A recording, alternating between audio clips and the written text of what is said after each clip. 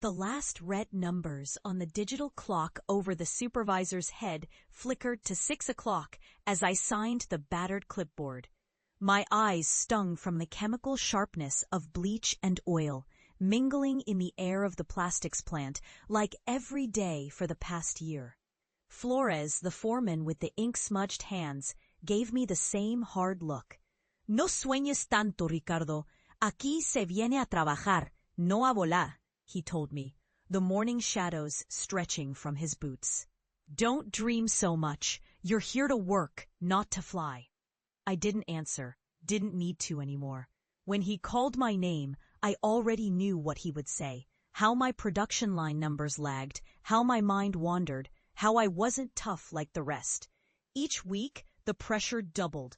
Your numbers are slipping, Mendoza, or maybe this job is too hard for you.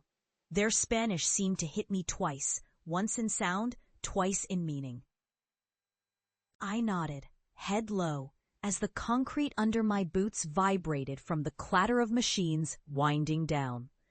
A few of the other young guys, brawny cousins from Puebla or friends of my uncle, watched me as they wiped the sweat from their shaven heads and joked. No vayas a quedarte dormido dibujando como ayer, eh? Don't fall asleep drawing again. Laughter, all sharp edges, never friendly, but I took it. I'd already learned to keep my hurt tucked deep. Safe where even my own family couldn't reach. Outside, dawn keeled up over Naucalpan's factories, the orange and pink light carving out silhouettes of smokestacks, buses warming up, a man selling tamales off the back of a bicycle. My shift ended with the city waking. Always felt like I went to sleep just as it came alive.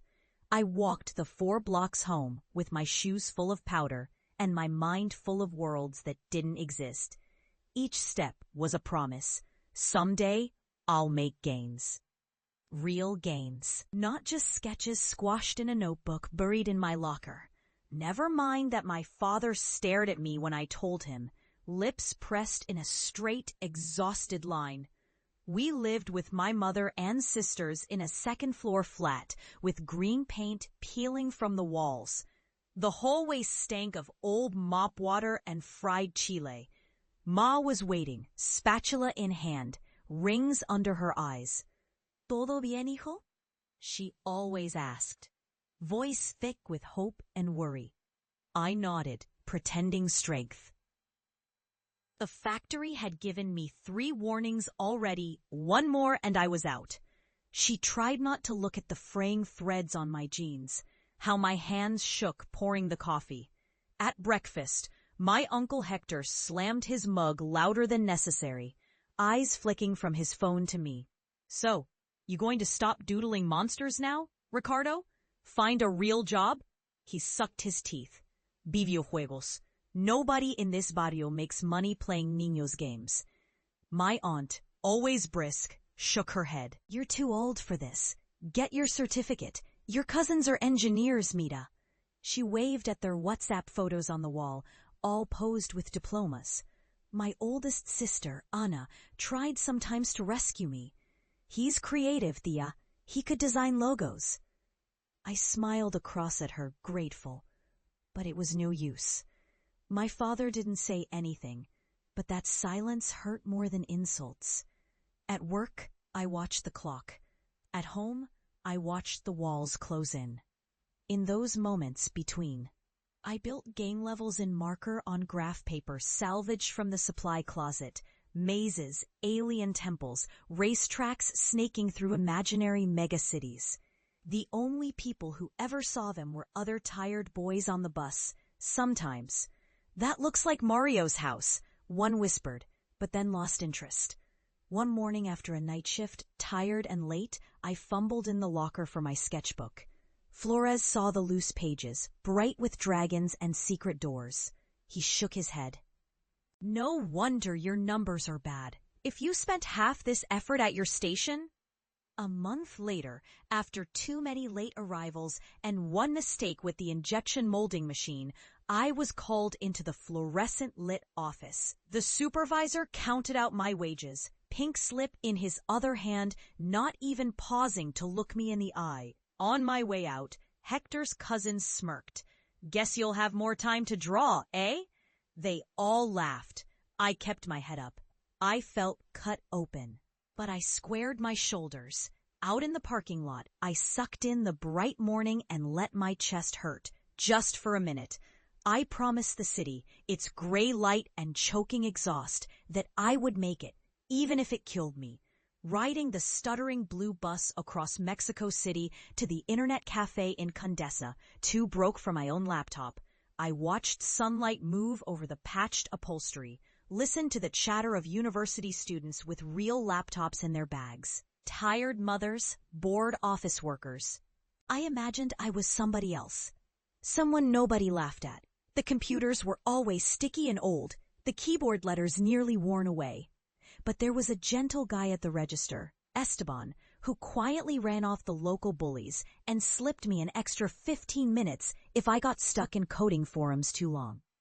I taught myself in fits and starts, JavaScript from half English, half Spanish tutorials on YouTube, Unity on nights I was too wired to sleep, endless posts on Reddit and Stack Overflow, scavenged code copied and broken and fixed again. My mother never understood what I was doing, but she trusted the force in me that wouldn't quit. The first time I put a tiny demo online, a street-level game about running from debt collectors, nobody cared. But I felt a little lighter.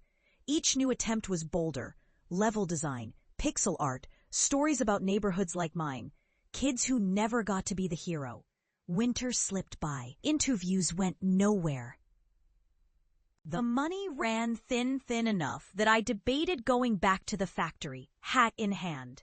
But every time I thought of the smirk on Hector's face or the look in my father's eyes when I told him about my gains, I pushed harder.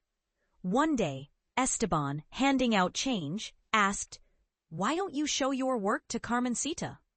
She was an indie game dev who came to the cafe sometimes, always with a heavy backpack and iced coffee sweating on her pad.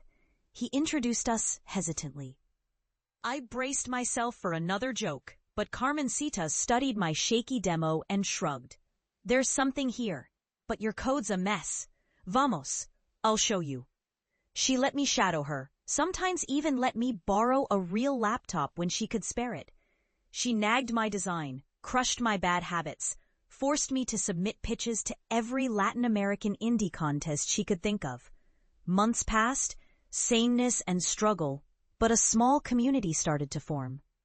I started helping other aspiring developers on the forums. Soon, people started noticing my pixel art. A little raw, sometimes rough, but alive. Then, one sticky September day, a call came from a friend of Carmencita's at a game art studio across town. She'd shown them my prototypes. They needed someone who spoke both code and art. Could I come by tomorrow? That night, I barely slept. I arrived at the old Bluegrass office at dawn. The street still quiet, except for the odd dog trotting past taco stands. I sat in the lobby, heart pounding like a racing game, until a kind-eyed project manager with black-rimmed glasses called me up. The first time someone took my work seriously, I almost cried. I tried to play it cool as they set me up with a battered desktop and a stack of projects. They let me write dialogue, sketch interface art, even design entire levels for a mobile game about lucha libre cats battling through Mexico City. For the first time, I went home not smelling of bleach, but with the glow of pixels in my eyes. My mother noticed the shift before anyone else, the firmer step, the way I was suddenly careful with shirts, how I started slipping bills into the kitchen sugar tin without her asking. But my father's eyes and Hector's eyebrows were as skeptical as ever. "So these games of yours, when do you make real money?" he asked, one night when I arrived a little late for dinner. I shrugged. "Soon, Papa, you'll see." He snorted, but there was a little less bite to it. Years passed. Sleep was spare. Deadlines endless. I grew with the work. my code tighter, my art sharper, my voice in the online community steadier. A game I pitched about a young girl escaping inner-city